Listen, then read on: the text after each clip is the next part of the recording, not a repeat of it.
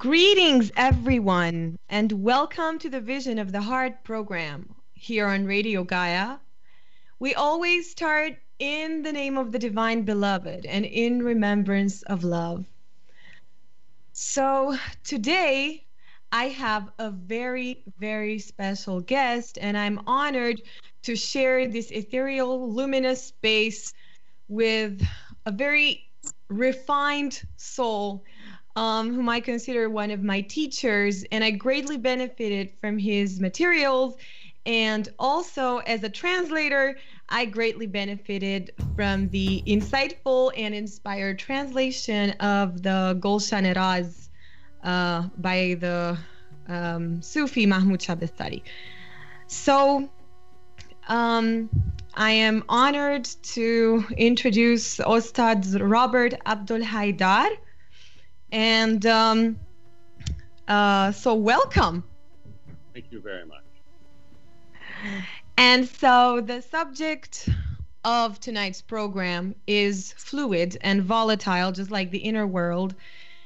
And the very first question that I feel inspired to ask you has to do with longing. Because one of the very first promptings for us on the path is the longing for that mysterious something that is rather indefinite, but all hearts long for it. We could say it's union, we could say it's love. It is that thing which can pervade the heart in its deepest recesses and fill up the innermost shrine of the heart. So that longing, and apparently, as the mystics say, it is the beloved who longs for us. And that longing of the beloved is manifested in us through our own longing. So I was wondering if you could share a bit about your own longing and what brought you on this path and your relationship to Sufism, because you were telling me you don't feel particularly connected to one specific Sufi tariqa, and that was intriguing to me. So you're a universalist, but at the same time you belong to, let's say, one particular form of expression of this seeking for the divine or for union, right? Yes. The situation for me is that, and I think for many people, is when we're children, we feel the connectedness of things, and we easily see the beauty in nature, and we see the beauty and easily in many people around us. If we are very lucky to have good families and good friends, we grow up and we feel surrounded by what Rumi says is this universe of ulfat, familiarity, and of intimacy, uns. And so this was put into us, actually, again, as Rumi and the other Sufis point out. God says, I was a hidden treasure and I love to be known. And I created this creation so that I would be known. So this means that God had a longing himself or herself. And this longing is to be found in every single atom, every creature, everyone. And so for myself, I know this is true because when I was a child, growing up in Tahiti, which would be like growing up in a paradise, still I felt longing. I had everything I needed. I had wonderful parents, beautiful surroundings, and yet I felt a longing of something that very ancient, and so I started to look for this even as a child. And I've mostly found it in nature, meaning found some expression of it in nature. So you could say, therefore, more outside of myself. And then as I grew up, I realized that Um, there was certain turmoil growing up, and as I started to work on that, which is working on the nature that I have within myself and look into that, I started to see that there was a source, or this longing was right there inside of myself. And so naturally, like most people, I tried different approaches. When I was a teenager, I did transcendental meditation. I joined different groups of people in yoga, in Taoism, and eventually in Sufism. And Sufism attracted me because I think it was it encompassed an ordinary life. It wasn't ascetic. It was not an ascetic approach. And I realized I would be a complete failure if it was going to live in a cave or something like this. So I was attracted to the connection between this world and this life and spirituality that was offered in Sufism.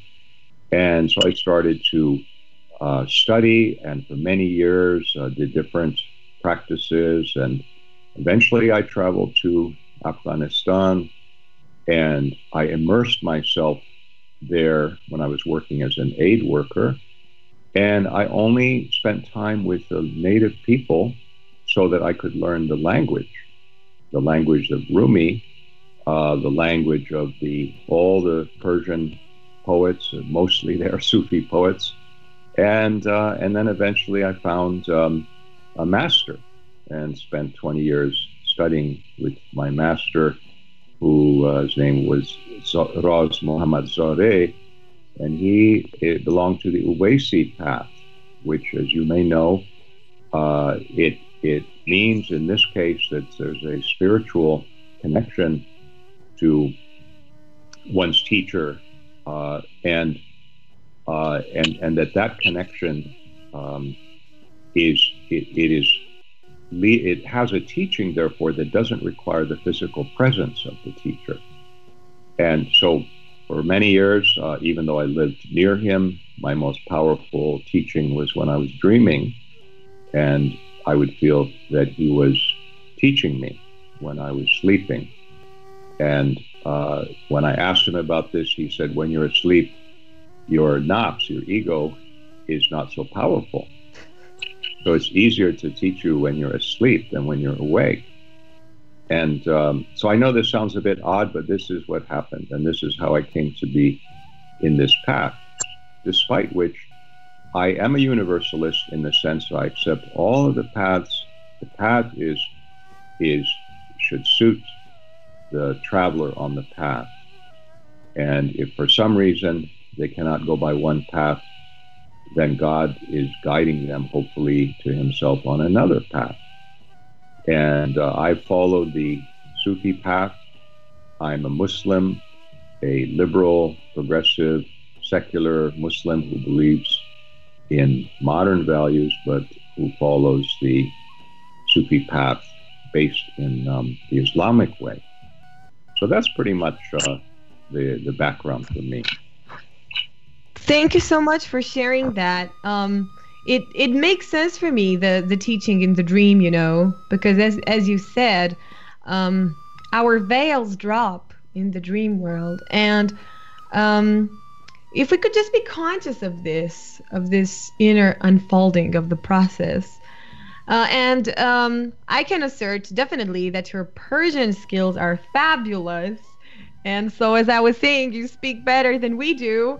And it's our native language. So, and your translation of Shabestari, for me as a translator, this is really studying material for me. So I take great inspiration in that.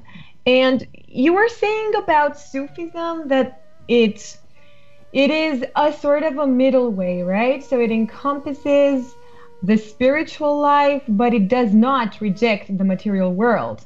On the contrary, right? The material world is a manifestation or a reflection of divine attributes.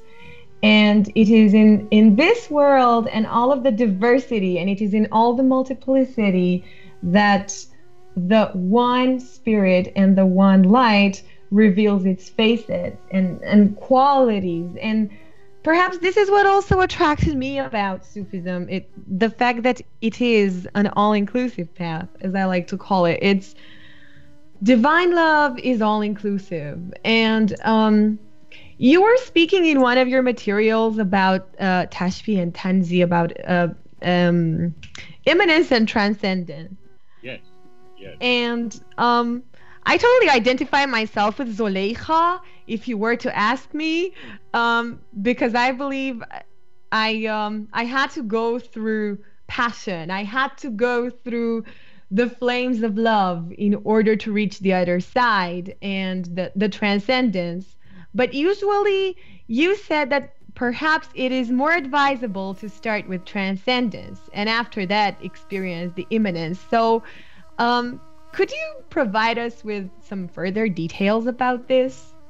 Yes, I would be happy to. Again, if we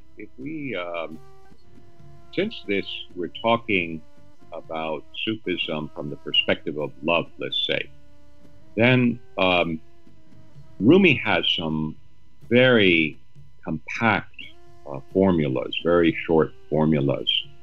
And one of them, he says, Ashiki garzin saro garzan sarast, aqibat maro badan sa rahbarast.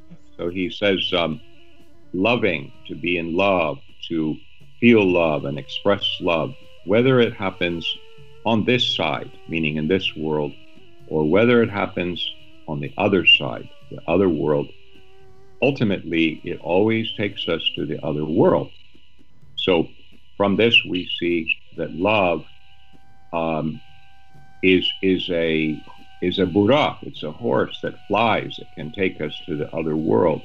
But as we know, or I should say, as I know from my own experience, unfortunately, what I found very often is that my personhood, the instinctive part of myself, as well as the attachments that I have made in the world, they often, instead of making me feel united and wonderful, they often left me feeling sad or upset, as much as feeling happy.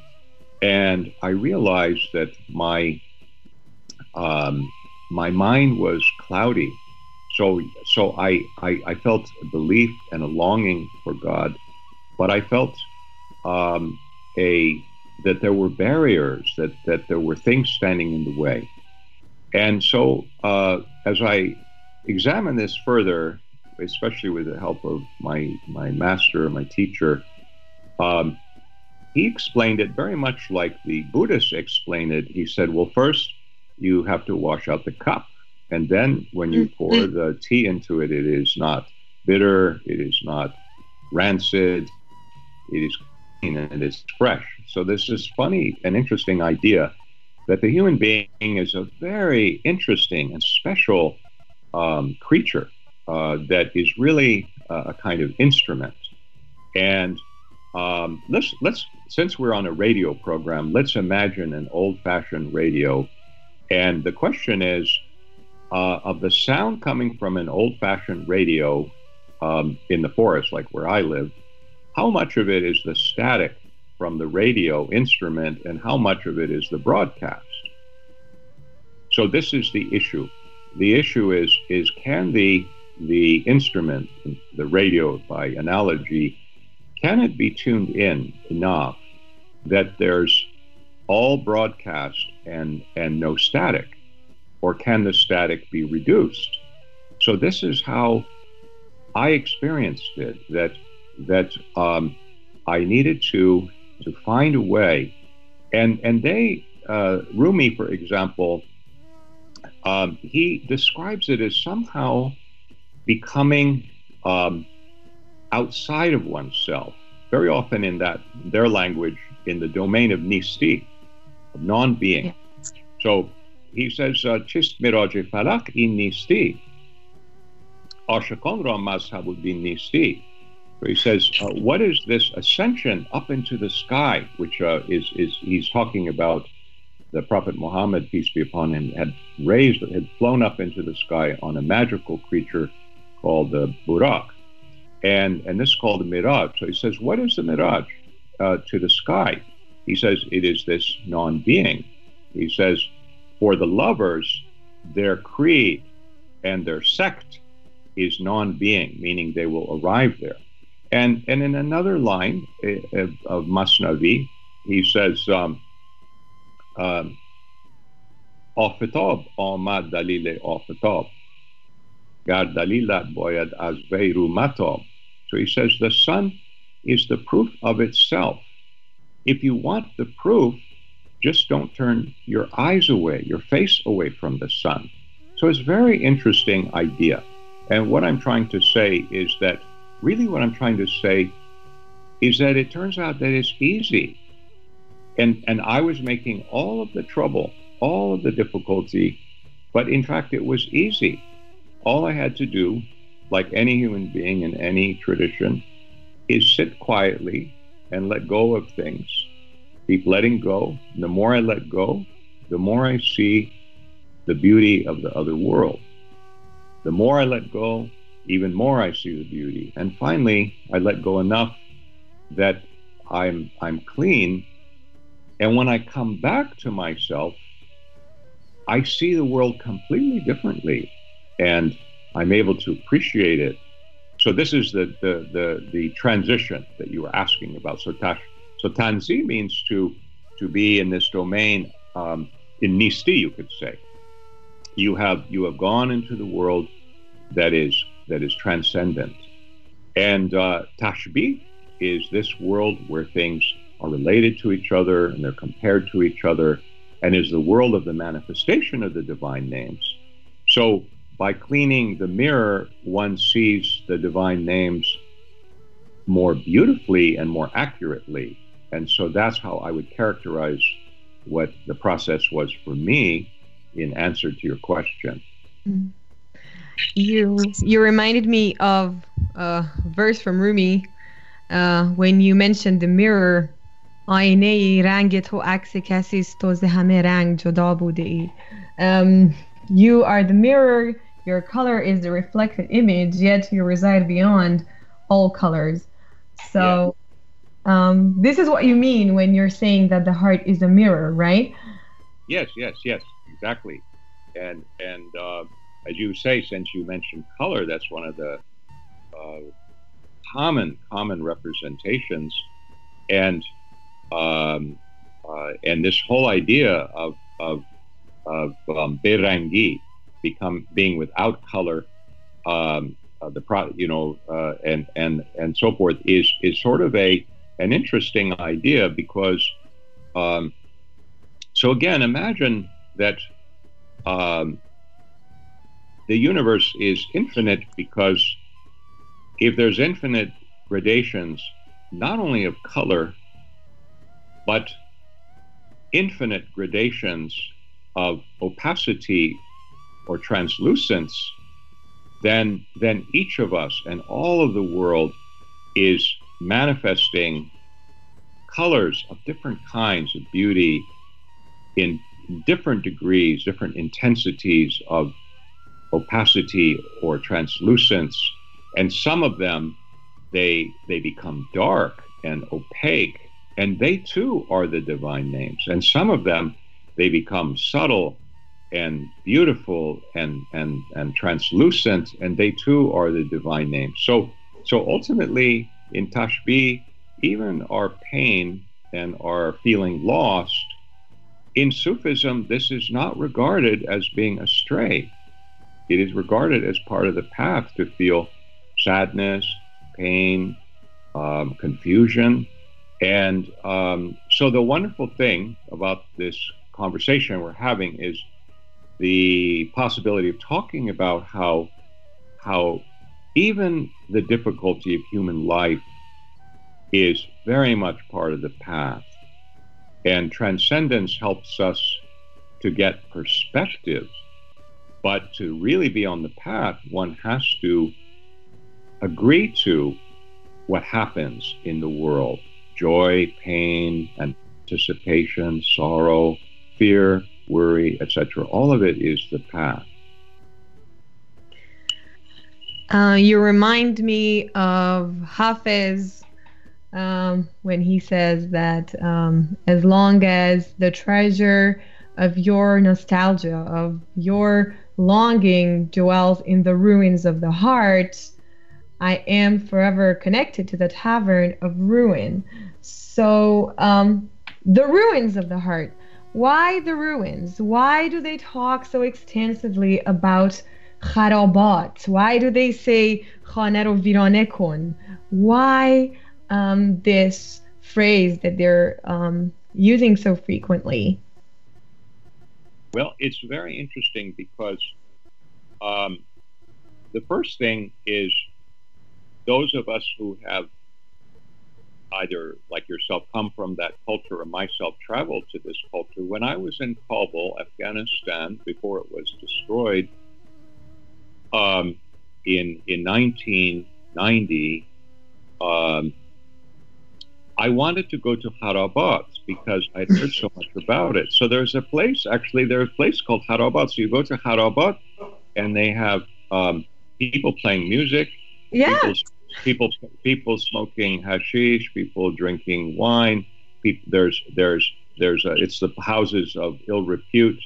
Now, I myself am not interested in any of those things. I was interested in seeing what Harabat was, and mainly it was the place where there was a freedom of self-expression to the ultimate degree, you could say. But the other thing to understand is that, of course, as you say, it comes from this root meaning of something that has become a ruin. And so a lot of the use of the word, therefore, is multivalent. It has a number of meanings. And one of the main ones is if we understand that in Jungian thought, in so many thought systems and psychologies of the world, the house is the self. The house is the self. And so to tear it down or to think of it as the place of authenticity. So let's say the house would be the structure of inauthenticity, and if it is torn down, what we find is more nature. If you tear down the artificial city, nature will take over again. And so there's this sense of the sacredness of the ruin, because it is a person has torn down the walls of the self, and they are now experiencing, or Rumi says, dig under this, tear up the foundation of the house, tear it up. Says, because soon you will be dead, and the owner will take back the house anyway. So you better dig under the house, and there you will find two mines of jewels. And he explains, in other words, that if you go inside and you tear down the house, you will find the source of spirituality. And then as you say, in a lot of the poetry, the Harabat mentioned refers directly to the wine house, because if you go to the wine house, this would be considered the house of ill repute in the Islamic world. But of course, they mean a different kind of wine. They mean the wine of spirituality. So they say, go and rub your forehead on the dust of the wine house, and take the dust of the wine house and use it to ornament your eyes so that you can see. So all of this beautiful language about tearing down the structures that we have built since childhood. These are identities that we have made and we've become attached to, and they prevent us from stepping outside into a vaster world. And so I think that's why they have so much of that amazing language about the Harabat. The symbolic language is utterly fascinating, and actually, there are synchronicities in the universe all the time, because the passage that you mentioned in relation to Rumi and digging underneath the ruins Yes. and dispelling the very foundation of the house. Well, I actually came across the passage yesterday in the Masnavi. So this is absolutely fabulous because this requires some sort of alchemical process, right? Because in order to dig underneath those structures, you gotta sink as low as you can get. Otherwise, you can't dig, right? So you're not avoiding it, you're actually delving into its depth. And then in the deepest darkness, you're going to find the source of light. Um, so actually, I'm thinking of, I was wondering when you mentioned the Harabot, whether you saw divine light in the Harabot, as Hafiz said.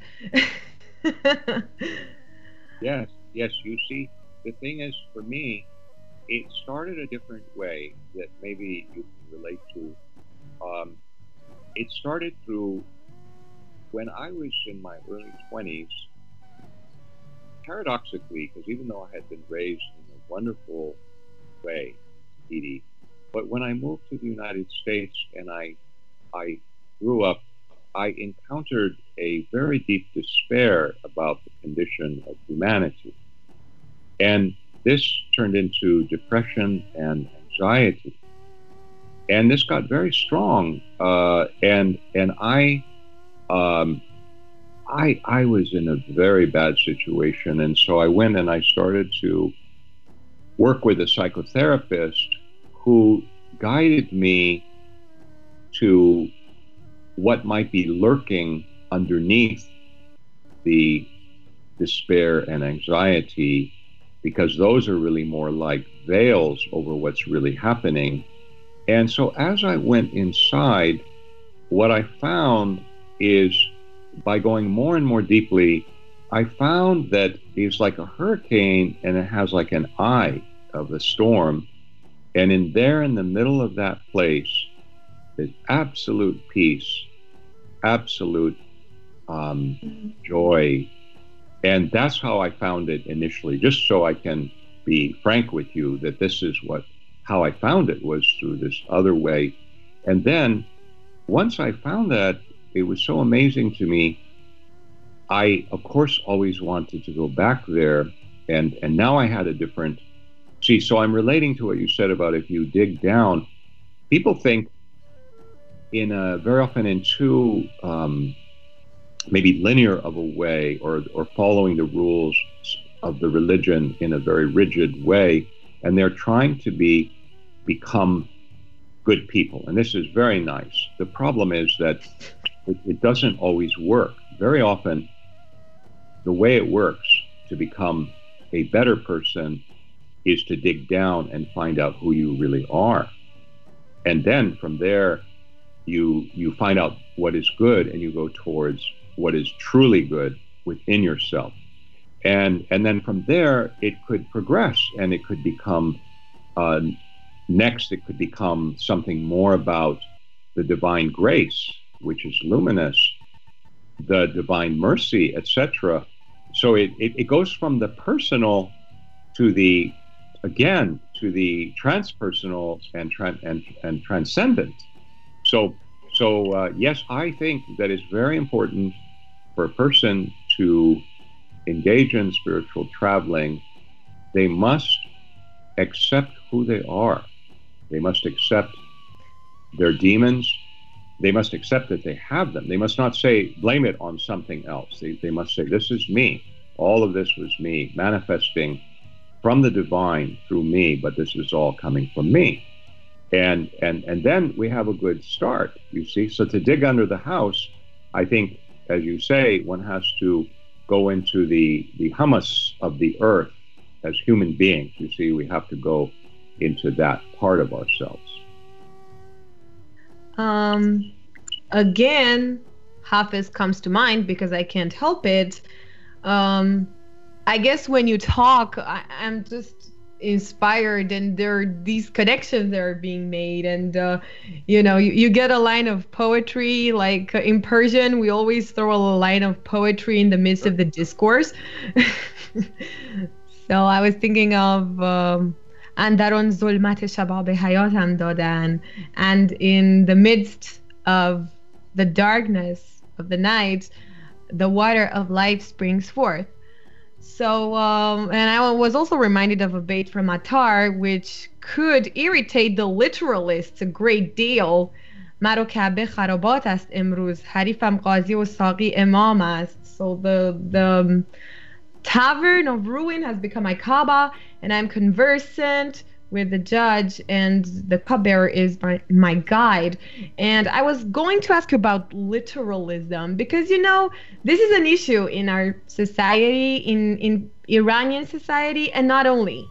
All over the Muslim world, people believe that they need to somehow fit into little tiny conceptual jars, and they apply the letter of the Quran rather than the spirit of the Quran, and they forget that the words are actually the container, and the substance within is the meaning, and there are a lot of layers of meaning to it. And as you said once in one of your talks that I loved, revelation is ever flowing. It's like a flowing stream. Could you expand on that? Yes. Well, I think one of the biggest problems for people reading the Quran is everyone is attracted to some aspect that really is a reflection of who they are. And so, not surprisingly, the best of Muslims are attracted to the most beautiful aspects of the Quran.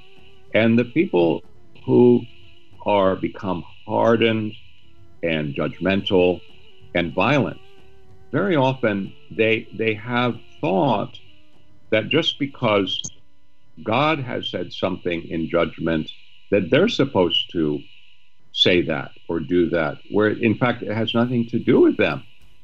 God said that people are supposed to do good things, and in this case, if you remember, the Hanif is the prophet Abraham, and he was our model. He is called the model for us, Ummah, and he's as a model, he is forgiving of everyone. He is God says, and he was taken by God as his friend, as Khalil. Why was he taken by God as his friend? God says, because he is gentle and he is kind and he is forgiving and he is always turning towards me.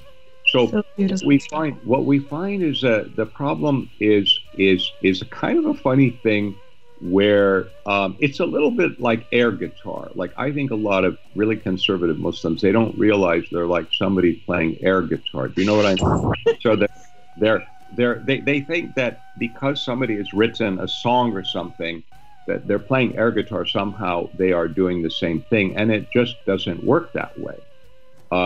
The second point is, when I read the Quran, Sara, I think about who is being described as somebody who has wandered or who has been sinful, and then the description of who has been devout and good. And I realize these are both about myself, not about some other people. I should see that these verses are about myself, one aspect of myself that turns away from God, and one aspect of myself that turns towards God. And I should never attribute it to someone else, because that is not up to me to decide.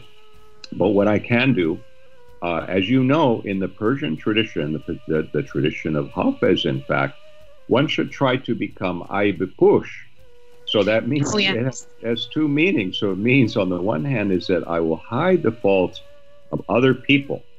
But the second meaning it has, Pushidan, it means I will wear the fault. So I will take credit for the fault in myself, and I will not try to hide it so much from other people, because people are trying to hide their faults all the time.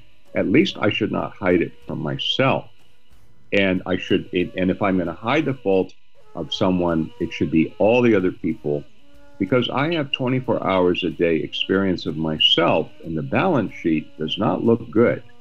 I can see from myself 100 times more faults than I could see in other people, because I have access to myself, to watch myself, to see what I do, to realize levels of hypocrisy, levels of incompletion, as well as levels of transcendence and spirituality. I should be willing to see the Quran is about myself.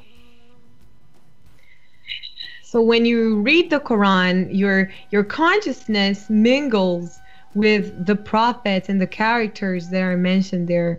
And this is a very beautiful way in which Rumi describes the way he reads the Quran. So literalism is a vast issue these days. And to be honest with you, I don't understand why.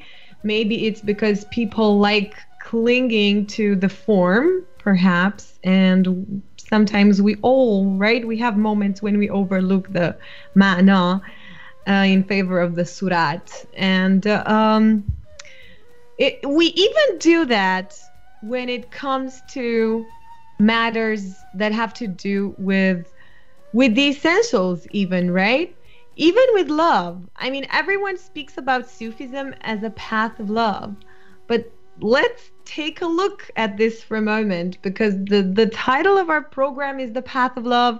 And most people, when they read about love and Rumi being such a great poet of love, and mystics calling themselves ashiqan, so lovers, they assume that love is this romantic, gelatinous, pinkish thing. But, well, it can be. There's just a little tiny fraction of it. But if we think of like the way Hafiz described love, در ازل پرتو حسنت ز تجلی دم زد عشق پیدا شد آتش به همه عالم زد. So at the beginning, you breathed a ray of your splendor into being, and love emerged, and flames engulfed the entire universe. And then it says جلوه کرد رخت دید ملک عشق نداشت این آتش شد از این غیرت و بر آدم زد. So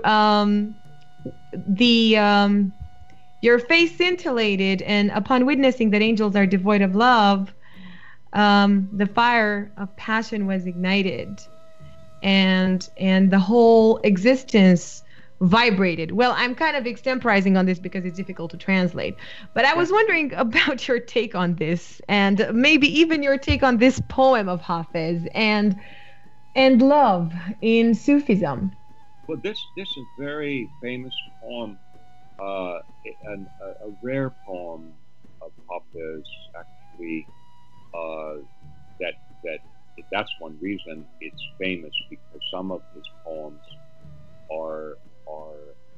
they explore certain things at great length, and some poems, like the one you're reciting, it's a wonderful poem. And so if we go back to what we were talking about, Nisti, for a minute, about non-being, returning into the fertile void, is what in the Western world sometimes people call it the fertile void. And my own experience, thanks to the guidance of my teacher, and thanks to, most importantly, the guidance of the Spirit, is to dissolve. You see, so Rumi, again, he gives advice, because you're absolutely right. We have to clarify something. There's absolutely nothing wrong with human love. In fact, there's nothing wrong with human passion.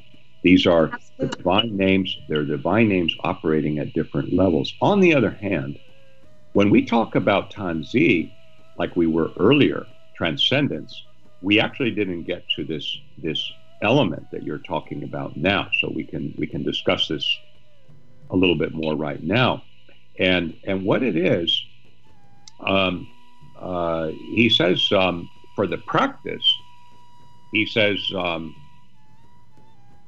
Dar gudos in jumlatan ro dar basar, dar nazar ro, dar nazar ro, dar nazar. So he's saying dissolve all of this body, meaning your physical body, could be your emotional body, but these bodies, dissolve them in vision. Go with seeing and seeing and seeing, meaning there's an aspect of love that is really about perception, about an expansion, like an unbelievable expansion of perception. Unbelievable meaning like something two-dimensional perception suddenly becomes three-dimensional perception. And so what happens then is one is now exposed to what you were talking about from Hafez. Why would Hafez be saying that if he didn't have experience from that? You see, so the thing is, it's overwhelming, and so this is the divine ecstatic. This is the feminine, the prolific, expanding so fast that not at any moment can you define it. And as a weak human being, to have your own spirit exposed to that, it returns us to our full possibility as an instrument of awareness, of perception, an instrument that in fact placed throughout the universe, maybe in different ways, that are like mirrors or like scopes, meaning instruments of perception, of awareness and being. So in that world, being and awareness, they are the same thing. And in fact, they are the same as love.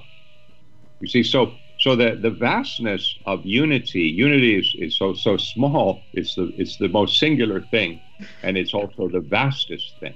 And so the mystic, he's suddenly exposed to that reality, and even a moment of that, it erases the ego, it fills the self, it is overwhelming, and it is a strain on the small nature even of the human soul. On the other hand, God has said in the Hadith that I am not contained in my earth nor in my heaven, but I am embraced, contained in the heart of my faithful servant. So I love that one. Since it has been established that since God has said that this is possible, and God has said that he loves the servant and the servant loves him, all of these things. So here we see an amazing thing. It is so amazing that most people would not believe it. Western culture is so fantastic, is so amazing, and so many possibilities. But maybe the most amazing thing about the human being was already expressed with ideas like the Imago Dei in European thought, in earlier Christian mysticism and Jewish mysticism. And of course, today, it is not that it cannot happen in Western thought. It's just that it is optimistic beyond the wildest dream of Western thought, actually. The possibility of experiencing the divine ecstasy, and that you quoted a line that is beautiful and famous and unusual by Hafez, but it comes from his experience, and like many other lines, including a couple of the others you quoted today, they show that he is entering a world of breaking down the walls of selfhood and expanding into domains of divine light and love and mercy, etc. Like when he says, I speak words of truth, and in my words I find such elation. I am a servant of love, and from both worlds I have found liberation. That's about love, and love residing beyond the two worlds. Perhaps love is also what brings together the two worlds, right? Yes, because you see, again, what's really fascinating, again, we're talking about mysticism, so it could be any mysticism, but more specifically today we're talking about Sufism. And Sufism originally comes out of this Islamic matrix of spirituality and faith, etc. And in that system, there's an interesting idea of the seven most essential qualities of the divine. And the first one is life, which we would call being, perhaps, but in the Quran it's called hayat, it's called life. And then the second one is called knowledge, and the third one is called will, and the fourth one is called power. So all of those make sense. They all sort of make sense.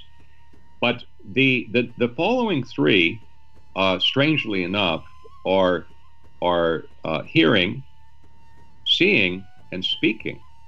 These are the most fundamental qualities of divinity, meaning of our universe, of however you want to put it. Doesn't have to be expressed in religious terms. What I'm getting at is those last three, they are all about intimacy, communicating either receptively, as in the ears, or speaking, you see what I mean, or seeing. So the universe of the Sufis is in love with itself, because it's a manifestation of God who is in love with himself. We use himself because we could say herself, but people are used to saying himself in the Islamic tradition. It's really itself. But this love, it's constantly, every moment, communicating, being in trying for intimacy at every opportunity, playing the first game a child with no knowledge learns to play is peekaboo. If you understand that from what I'm talking about, a child is you hide, you show yourself. So this is the very first game a child learns, because it's inside of them. This is the game of the universe: to hide and to be seen, to hide, to see, to be discovered, to be a hidden treasure, to be discovered. So the whole universe is in love with itself, is aware, and that's what the mystic taps into. So when coming back to human love, if we are with our beloved, we should take advantage of that and realize that this is a path, that we are with our beloved, and this the whole universe. We are the whole universe at this moment. And so now we have a worldly path as well. And so the it would take hours to sort of look at different aspects in the Sufi thought about love, but Hafiz is certainly the great master. And so when I think about a path for people today, and especially Persian speakers, I think Hafiz is supreme in that. I mean, Absolutely. Rumi is amazing. Rumi is absolutely amazing. But when I think about the liberation, Hafiz is I would call him really a truly liberated person. And the poetry and the way he expresses himself. Imagine he is such a genius that even all the religious authorities cannot ban what for them would be unlawful statements, because the power of his poetry even puts him above the power of the theologians. Yeah, like right now in Iran, no one has the audacity to contradict Hafiz. So you can, say whatever you want and they're going to have a reply for it. But if you state this is what Hafiz said, well, that's the ultimate word. Hafiz has it. So that's very amazing. It shows you how beauty, because in this case it's fasahat, it's the beauty of language, the beauty of subtlety in language. And so we see that so there you go, you have these amazing teachers. And the only problem is Hafiz is so subtle, he's so amazing, that he's about the hardest poet to translate. See, Rumi uses more like metaphors and imagery and stories that you really can translate, but frankly, Hafiz is beyond translation, you could say. And Totally. I know what you're talking about. on the other hand, we want to share him. I I was reminded of this story of Rumi, which is, the story of the lover, or the mystic who traveled the whole wide world, and he was asked, "So you have seen so many beautiful cities and lands. So which one is the most beautiful of all cities?"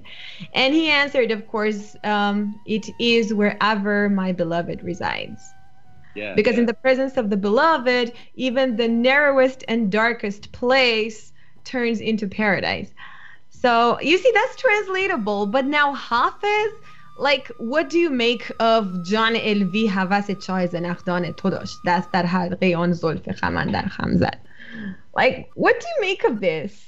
Well, Because they're so amazing. They're so astonishing, and I think even what's wonderful about them is you can think about them in Persian for years and enjoy them and see nuances. How are you going to translate something that is based on multiple meaning, allusions to symbolism, mysterious symbolism, etc.? And that's the great delight. And to be honest, Sara, Hafiz is a sufficient reason to study Persian so that you could read it. Absolutely.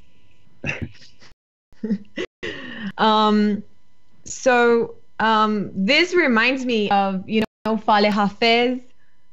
We'll do Fale Hafiz.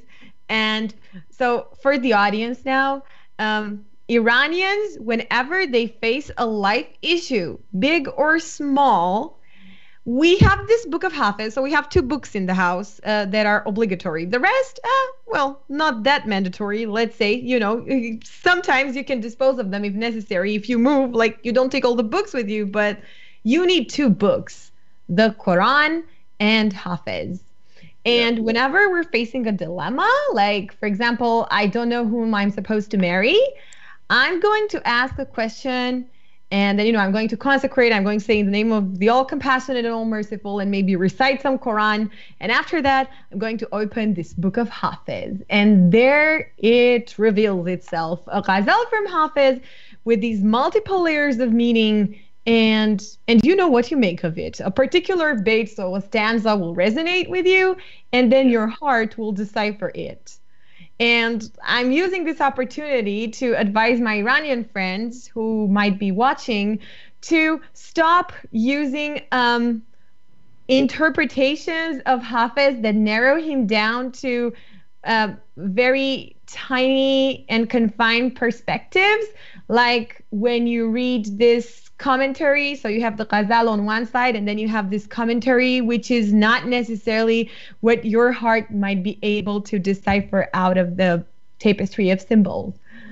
So, did you try Fale Hafiz? Do you have any experience with it? Yes, I do. I do the same, not only with Hafiz, but I actually do the same with Quran. I enjoy opening these books, and rather than have so much a particular question on my mind, I always have actually the same question, which is, the Prophet Muhammad, peace be upon him, the dua he has in Quran is Rabbi Zidni Ilman, O Lord, increase in me knowledge. And so I open it, and whether it's Hafiz or Masnavi or Quran, I believe in serendipity. I believe in divine serendipity, meaning guided. God is guiding you through serendipitous. And this is so, a person who does it cannot help but see the truth of it, that it really is functioning. I agree with you that nobody should interpret it except your own heart, because why? You're trying to get the answer from your own heart. Why would you want somebody else to interpret it for you? You see, so it's better if people they could just also they could keep it almost like keeping a wonderful candy in their mouth and let it melt slowly and take the sweetness and the medicine from it slowly. But to have it interpreted by someone else is I think you're right. I think it's not the right way to go. I had experiences with Rumi as well, with divination, you say it in English? Yes, yes. So, yeah, at some point I had a lot of questions and I didn't know which one to choose. So I resorted to something similar to what you said, and I resorted to eventually saying, "Oh God, please reveal to me whatever I need to know right now." And the answer was fabulous. I don't remember exactly which ghazal it was, but it was precisely what I needed. And it was covering all my questions. So, actually, the root of them. So, the way you relate to it with the Prophet's Prayer, I'm certainly going to try that. Good, good. Well, I found it to be very, very helpful. And to be honest with you, Sarah, I actually do it every day. Actually, Seriously? yeah, yeah. I open the Quran at random, and What did you have today? Can I ask you? What yes. came to you today? Yeah, well, what I found today was so interesting because I'll tell you what it was. I've been working lately. If you look at the website, I've been working on trying to explain, coming back to Quran, how it's a highly contextual document, and and how what we have to do is we have to separate things out from like the actual use of the Quran. Like, for example, let's say I was looking at how to divide property, and it should go so much to the woman, so much to the man. I think this is very highly contextual, and Absolutely. it doesn't concern us as much. And on the other hand, lately I've been looking at the context of the different heavens and earths as described in the Quran, because I'm worried about also all of the what I would call bad science that comes out of trying to hold on to contextual material in the Quran. And so people who I think feel some doubt, they invent all kinds of bad science to sort of support the Quran. You see, whereas for me, they're just representative of ideas that existed at that time. So this was very much on my mind. Now I open the page today, and I arrive at Noah, Nu, and there's the verse. Do you not see how Allah has created the seven heavens one above the other? Well, I was recently, in fact, one of the last talks on the meaning and context of Quran. If you go there, you'll see. I listened to it. Yeah. Yeah. The other day, I was um, explaining how those particular verses they actually did have a context at that time that had been around for a long time, called the Ptolemaic worldview or the Ptolemaic universe, and they sort of think of these seven spheres. Well, here's yet another one, because I've been looking for these in the Quran and thinking about the different ones. And here's yet another one that, as I just explained to you, I just opened it at random this morning, and that's the one that I found.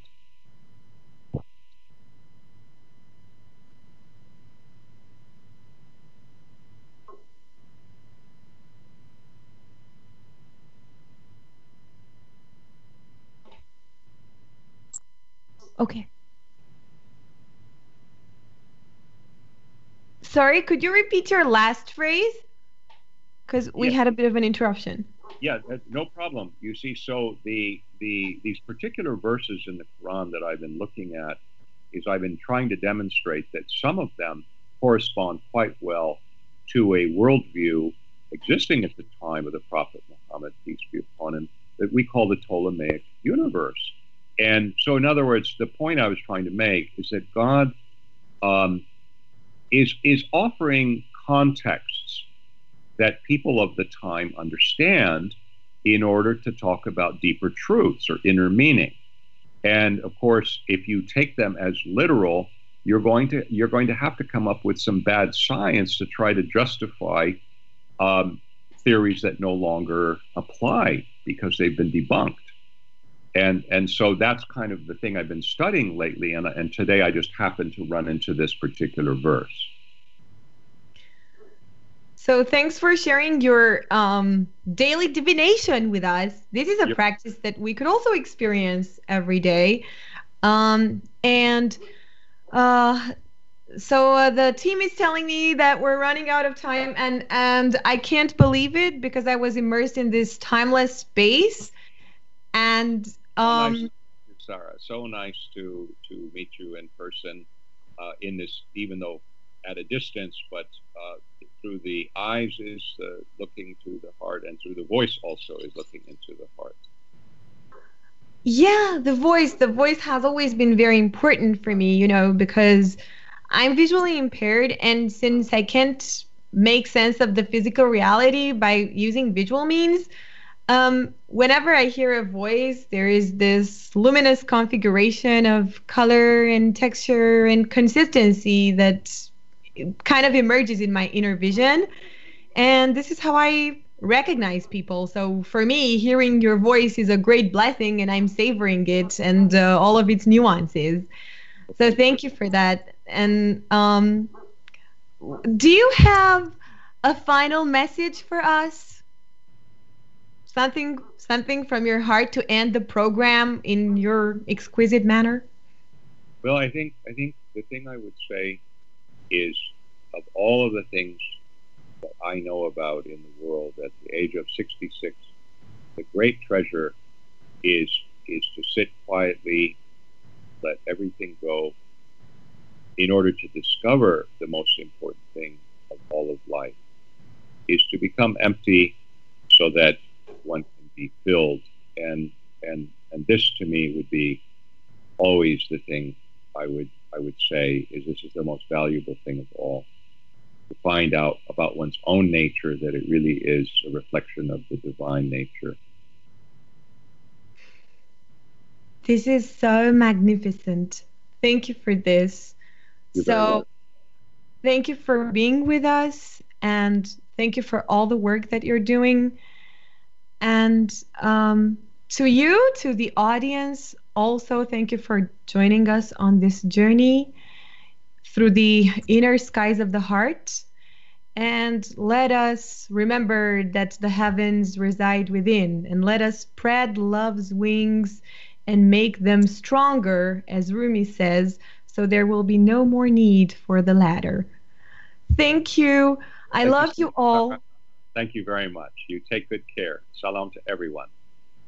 Salam to you all.